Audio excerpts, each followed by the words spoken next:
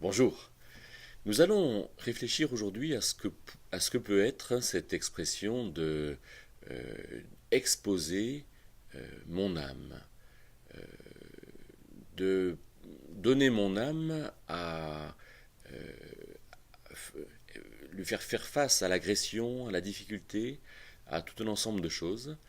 Et pour cela, je vous propose d'écouter ce que dit l'apôtre Pierre dans sa deuxième lettre, au chapitre 2 et au verset 7. Le juste Lot, accablé par la conduite débauchée de ces hommes pervers, ceux qui étaient à Sodome et Gomorre, ce juste habitait parmi eux, les voyait et les entendait, et tourmentait de jour en jour son âme juste à cause de leurs actions iniques. Le Seigneur s'est délivré de la tentation, les hommes pieux, et réservé les injustes pour le jour du jugement. Job tourmentait de jour en jour son âme.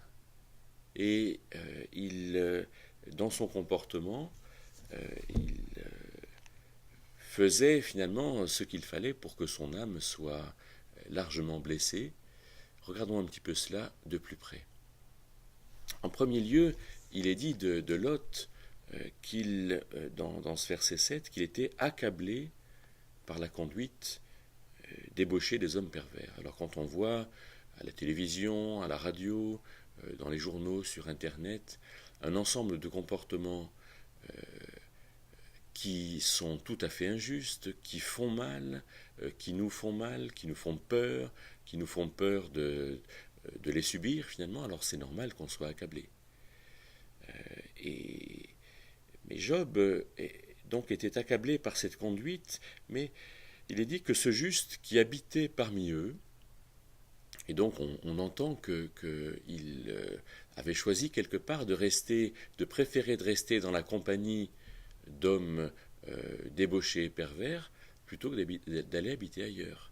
Est-ce que nous préférons rester finalement en regardant dans les journaux télévisés ou dans les journaux ou sur Internet ou à la radio en écoutant ce qui se passe, ou plutôt en choisissant d'écouter des émissions qui finalement ne parlent pas toujours de comportements injustes, de malheurs, et qui font que au bout d'un moment on est accablé et que on a véritablement exposé notre âme. Job était quelqu'un qui voyait et qui entendait et qui tourmentait de jour en jour son âme. Alors aujourd'hui, dimanche 6 octobre, quelles sont nos perspectives?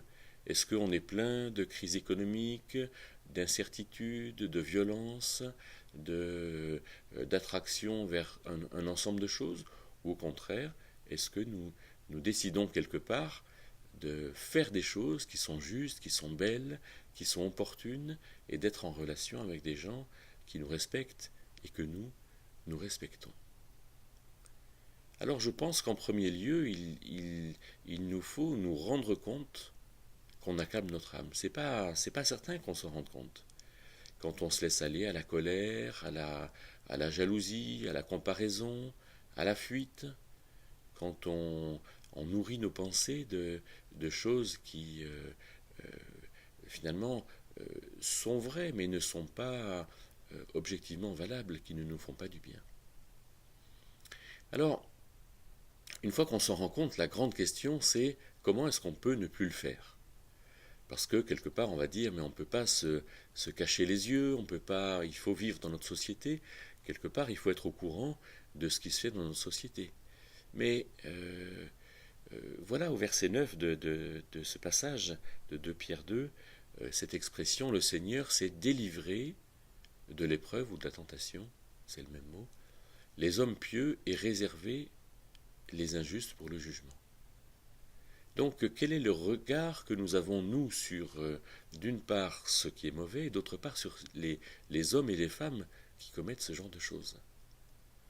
On peut très bien, nous, savoir que le Seigneur s'est délivré de l'épreuve, les hommes pieux, donc en fait, nous ne serons pas atteints si nous restons dans la piété, nous vivrons avec le Seigneur quelque chose de juste et d'important.